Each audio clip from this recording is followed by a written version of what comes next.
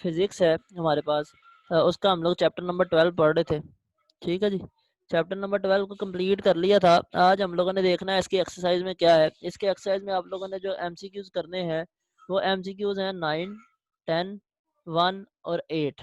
ठीक है, उसके बाद रिव्यू क्वेश्चन जो है वो आपने करना है 12.6, 12.8, 12.9 और 12.10।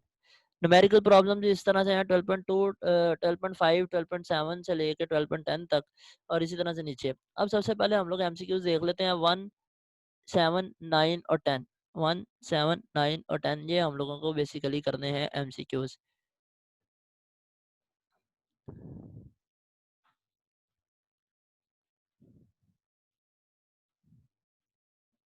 1, 7, 9 और 10। तो पहला है जी, which of the following quantity is not change during refraction of light. Direction हो जाती है, स्पीड भी हो जाती है, फ्रीक्वेंसी जो है वो चेंज नहीं होगी।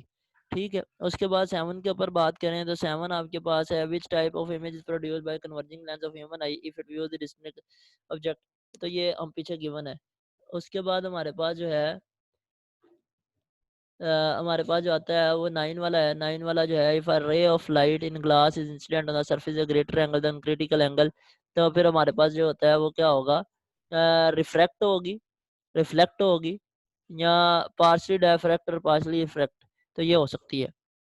उसके बाद 10 वाला है। उसके बाद आते हैं जी, आपने रिव्यू क्वेश्चन कौन कौन से करने हैं इसके मुताबिक, ये जो सिलेबस है उसके मुताबिक जो है रिव्यू क्वेश्चन में आप लोग 12.4 है, 12.6 है, 12.7, 12.8, 9, 10 और 12। ये आप लोगों ने सॉल्व करने हैं, मतलब 4, 6, 7, 8।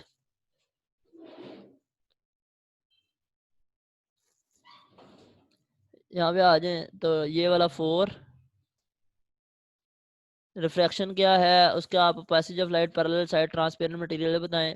6, what is meant by refractive index. तो ये मैंने आपको पढ़ाया हुआ है, रिफ्रैक्टिव इंडेक्स क्या होता है, ये बेसिकली सी और वी होता है। ठीक है, तो उसका फार्मूला भी गिवन है नीचे। ग्लास लैब का किस तरह से करेंगे, तो दोनों के आप लोगों के पास 12.7 है, state the law of refraction of light and show how they may be verify using by rectangular glass lab and pins. ये रिफ्रैक्शन मैंने आपको बताया हुआ है, और इसका जो प्रैक्टिकल है वो भी मैंने आप लोगों को पढ़ाया था पीछे, जिसमें आपको बताया था कि पिंस लगानी है, पिंस लगाने के बाद इसको सॉल्व करना है। उसके बाद आते हैं 8 पे, what is meant by the term total internal reflection. तो ये पूरी की पूरी डेफिनेशन है जो मैंने आप लोगों को बताई थी, कि अगर आपका angle of incidence critical angle से ज़्यादा हो जाता है तो वो आप लोगों के पास जो है वो टोटल इंटरनल रिफ्लेक्शन होती है उसकी। उसके बाद आपके पास 12.9 है, टोटल इंटरनल रिफ्लेक्शन की कंडीशंस क्या है, ये भी उसी लेक्चर में था। क्रिटिकल एंगल क्या होता है ये भी आपको बताया था, कि क्रिटिकल एंगल क्या होता है, कि ऐसा एंगल ऑफ इंसिडेंस जिसके ऊपर जो है आपकी रिफ्रैक्टेड रे 90 के एंगल पे आ जाए, उसको हम लोग क्रिटिकल एंगल बोलते हैं, उसके एंगल ऑफ इंसिडेंस को। 12.1 है, व्हाट इज ऑप्टिकल फाइबर्स। तो ऑप्टिकल फाइबर के बारे में पढ़ा था, उसके बाद define the following terms. Principal axis क्या होता है, ऑप्टिकल सेंटर क्या होता है, फोकल लेंथ क्या होती है, ये सारी चीज़ें हम लोग पढ़ चुके हैं। उसके बाद अगर हम लोग देखें इसको, तो वो हमारे पास है ये सारी चीज़ें हम लोगों ने पढ़ ली। न्यूमेरिकल प्रॉब्लम जो है ये हम रहने देते हैं, ये हम लोग जो है वो जब स्कूल आएंगे तो तब इंशाल्लाह करेंगे। अगर आप लोगों को इसमें कोई भी प्रॉब्लम है चैप्टर नंबर 12 में, तो आप लोग मेरे से पूछ लें। चैप्टर नंबर 13 इंशाल्लाह हम लोग कल से स्टार्ट करेंगे।